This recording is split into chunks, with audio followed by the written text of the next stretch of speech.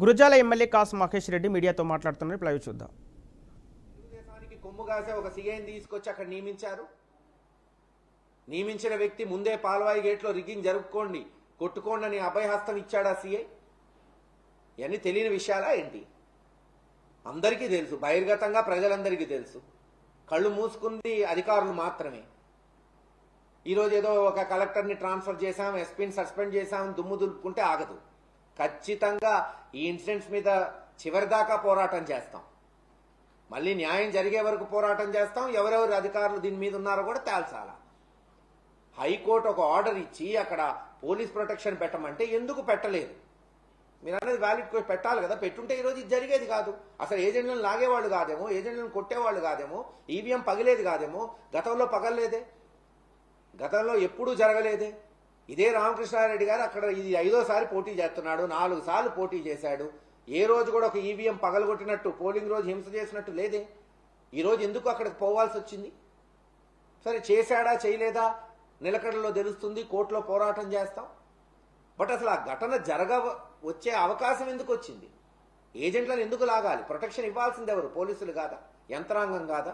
ఆ రోజు పొద్దున్నుంచి ఆయన వేడుకుంటున్నాడు. నేను 100 సార్లు ఎస్పీకి ఫోన్ చేశాను, కలెక్టర్కి చెప్పాను, ఐజీకి చెప్పాను, ఏజెంట్లను లాగుతున్నారు, మీరు పోలీస్ ప్రొటెక్షన్ ఏంటంటే ఎవడు అసలు దాని వైపు స్పందించిన వాడే లేడు. ఇంకేం చేయాలి క్యాండిడేట్ అంటే? రిగ్గింగ్ జరుగుతుంటే మా ఇళ్లలో మేము కూర్చొని ఏసీ రూముల్లో కూర్చొని చేసుకొని రిగ్గింగ్లని కూర్చుంటారా? పోరా అక్కడికి, ప్రతిఘటిస్తారా? ప్రతిఘటనలో జరుగుండొచ్చు ఒక చిన్న ఇన్సిడెంట్. అంతకన్నా పెద్ద ఇన్సిడెంట్లు జరగలేదా? తప్పకుండా ఆ ఇన్సిడెంట్కి ముందేం జరిగింది కూడా మేము కోరుకుంటుంది. అది ఎందుకు జరిగిందో దాని క్షేత్రస్థాయికి పోండనే మేము కోరుకుంటున్నాం.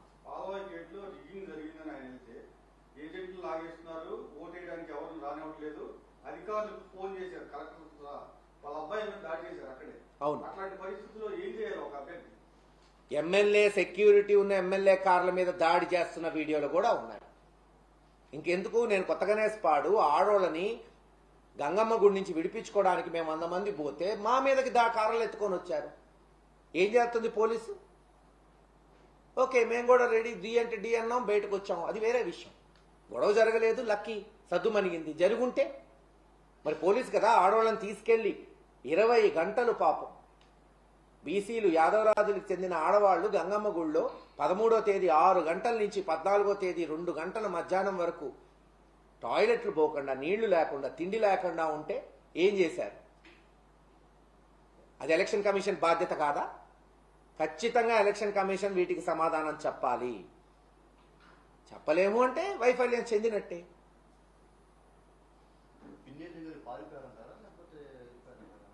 మీకే తెలుస్తుంది కదా, కొంచెం ఓపిక పట్టండి. ఛానల్స్ లో వచ్చిందే కరెక్టా కాదు? మీ ఛానల్స్ లో వచ్చిందే నిజం అవ్వదు కదా. మరి let us wait and see. అసలు ఊర్ల నుంచి మమ్మల్ని హౌస్ అరెస్ట్ చేసి ఊర్ల నుంచి కాన్స్టిట్యున్సీ నుంచి దూరంగా ఉండమనింది ఎవరు మమ్మల్ని? మరి అన్ని మీరే చెప్తున్నారు. బయట ఉండమనింది ఎవరు? కాన్స్టిట్యున్సీలో మాతో సహా హౌస్ అరెస్ట్ చేసి మీరు కాన్స్టిట్యున్సీస్ లో ఒక వారం రోజుల వరకు అడుగు పెట్టద్దు ఎవరినైనా, అన్ని పార్టీ వాళ్ళు. మేము కూడా సహకరించాం గొడవలు తగ్గుతాయని. ఆయన హైదరాబాద్ పోయి ఉండొచ్చు, నేను 2 రోజులు హైదరాబాద్ పోయాను, నిన్న వచ్చాను, అంతకుముందు 2 రోజులు ఇక్కడే ఉన్నాను. కాన్స్టిట్యున్సీలో అడుగు పెట్టద్దని మాకు చెప్పింది, రిక్వెస్ట్ చేశారు. మేమేమి మంచిదే, మేమేం కాదనలేదు కదా, సహకరించాం. గొడవలు సర్దుమనుగుతాయి. మనం పోతే ఒక 100 మంది పోగవుతున్నారు, ఈ 100 మందిని కంట్రోల్ చేయడానికి వాళ్ళకి సపోర్ట్ లేదని వాళ్ళు పోలీసులు రిక్వెస్ట్ చేశారు. మరి ఈరోజు పిన్నెల రామకృష్ణారెడ్డిని కూడా కాన్స్టిట్యున్సీ బయట ఉండమన్నారు, హైదరాబాద్ పోయి ఉన్నాడు. పారిపోయాడా, వస్తున్నాడా, బెయిల్ కేసాడా, కోర్టులో ప్రతిఘటిస్తాడా, టైం చెప్పింది. కానీ ఎవరి వర్షన్ వాళ్ళు పారిపోయాడని రాసుకుంటే రాసుకొని, మీడియా రాసిందే నిజం కాదు కదా. అల్టిమేట్లీ పోలీసులు చెప్పాలి ఏమైంది అనేది. భయపడేవాడేం కాదు రామకృష్ణారెడ్డి. కేసులు ఏమన్నా కొత్త? తెలుగుదేశం టైంలో అక్రమంగా అన్యాయంగా మర్డర్ కేసులు పెట్టలేదా? అవన్నీ నిలబడే కదా మళ్ళీ గెలిచింది 2019లో. ఖచ్చితంగా మా యొక్క రైట్, ఒకవేళ ఏమన్నా కేసు మా మీద బుక్ చేస్తే మేము కోర్టుకు పోతాం, ఫైట్ చేస్తాం. దొంగ కేసులు పెడితే ప్రతిఘటిస్తాం. తుమ్మూరుకోటలో 3 ఈవీఎంలు, జట్టిపాలెంలో 1, ఒక్కిచెర్లో 1, మొత్తం 5 పగలు పెట్టారు. కొంతమందిని అరెస్ట్ చేసి ఆ వీడియోలు బయటికి వదలకుండా చేతులు దులుపుకునే పని ఎప్పుడు అరెస్ట్ చేశారు? ఉదయం నిన్న అరెస్ట్ అంటే ఈ రోజు పిన్నెల్లి రామకృష్ణారెడ్డి వీడియో వదిలిపెట్టి అరెస్ట్ చేశారు. ఇన్ని రోజులు ఎందుకు అరెస్ట్ చేయలేదు? మరి ఇన్ని రోజులు ఆ వీడియోలు ఎందుకు రాలేదు?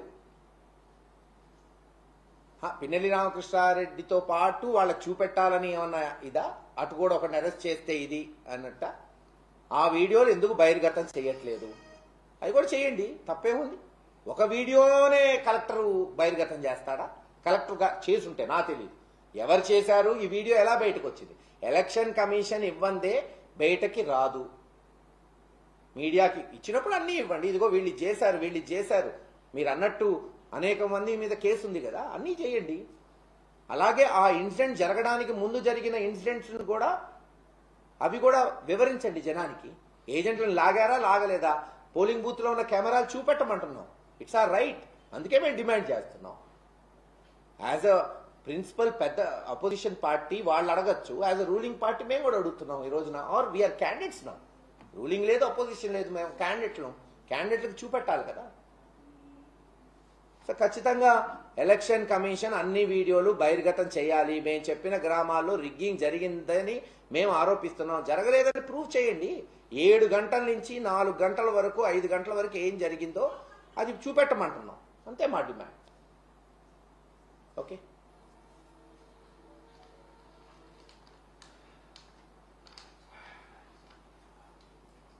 జరిగిన అన్ని ఊర్ల నుంచి మీరు ఫోటో తెచ్చారు సార్, ముందుగానే ఇలా జరిగిందని చెప్పాం కదా. దాని మీద వీళ్ళు అసలు నో యాక్షన్. సెక్యూరిటీ పెట్టలేదనే కదా.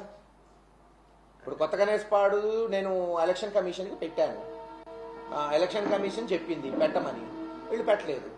లేకపోతే ఆ రోజు గొడవ జరిగేది కాదు. 4 గంటల తర్వాత గొడవ జరిగింది. వేస్తాం కదా, రేపు పిటిషన్లు వేస్తున్నారు కదా. మాచర్ల అన్ని గ్రామాల మీద కూడా కేసు వేస్తున్నారు. మేము గొడవల మీద వేస్తున్నాం. మాకు రిగ్గింగ్లు జరగలేదు. బట్ కొత్త గణేష్పాడు ఇక్కడ పోలీస్ ప్రొటెక్షన్ ఇవ్వలేదు, పోలీస్ వైఫల్యం చెందింది, ఎవరు చేశారనే దాని మీద వేస్తున్నాం.